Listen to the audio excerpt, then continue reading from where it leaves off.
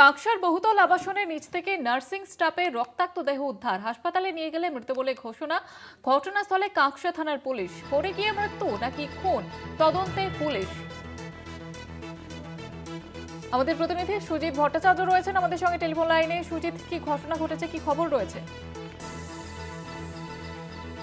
যে আজ সন্ধ্যায় পুলিশের কাছে একটি খবর আসে যে একটি বহুতল আবাসন রয়েছে, সেই আবাসনের নিচে একটি রক্তাক্ত দেহ উদ্ধার হয়েছে এবং সেই দেহটি কাকসার মলানদিঘি এলাকার একটি বেসরকারি মেডিকেল কলেজের নার্সিং স্টাফ, তিনি তার দেহ উদ্ধার হয় এবং ঘটনাস্থলে পুলিশ যায়।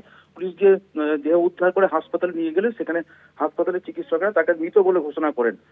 জানা গেছে মন্দিরা পাল, যার বাড়ি বাঁকুড়ার বিষ্ণুপুরে এবং কাকসার মলানদিঘির একটি বেসরকারি মেডিকেল কলেজে সেখানে কাজ করতেন, নার্সিং স্টাফ হিসেবে তিনি এখানে কাজ করতেন এবং সেই হাসপাতালে যে সমস্ত নার্সিং স্টাফরা রয়েছে তাদের কাকসা গোপালপুরের একটি বহুতল আবাসন রয়েছে, সেই আবাসনে তাদের মেস করা ছিল এবং সেই মেসেই তারা নার্সিং স্টাফ থেকে শুরু করে হাসপাতালে অন্যান্য যারা কর্মী রয়েছেন তারা সেখানে থাকতেন এবং আজ সন্ধ্যায় তাকে পড়ে যেতে দেখা যায়। অনেক তার যারা সহকর্মী রয়েছেন তারা পুলিশকে যেটা জানিয়েছে যে তাকে পড়ে যেতে দেখা যায়, কিন্তু আদৌ কি সে উপর 10 তলা উপর থেকে সে ঝাঁপ মেরেছে নাকি তাকে কেউ ফেলে দিয়েছে, এই বিষয় নিয়ে কিন্তু একটা যথেষ্ট রহস্য দানা বেঁধেছে এবং ঘটনাস্থলে কাকসা থানার পুলিশ এবং কাকসা থানার আধিকারিকরা সেখানে পৌঁছেছেন এবং ঘটনার সমস্ত তদন্ত শুরু করা হয়েছে এবং এই বিষয়ে পরিবারের সদস্যদেরকে পুলিশ বিষয়টি জানায় এবং তারপরেই পরিবারের সদস্যরা কাকসা থানার উদ্দেশ্যে রওনা দিয়েছে।